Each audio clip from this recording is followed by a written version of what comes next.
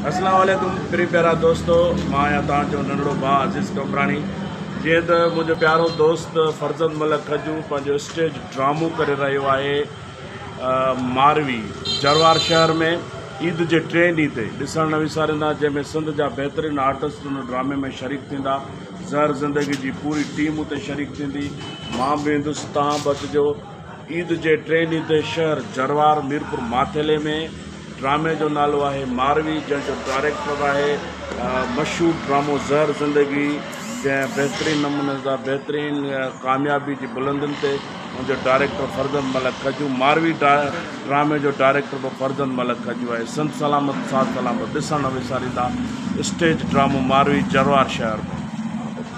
ऐं हा, जंहिंमें मुंहिंजो भाउ रबन ईंदो, मुंहिंजो प्यारो दोस्त अहमद अली शेख कमाल ख़ान ईंदो, गफ़ार ख़ान, माना पूरी टीम इन ड्रामे में शरीक थींदो ऐं मां बि ईंदुसि।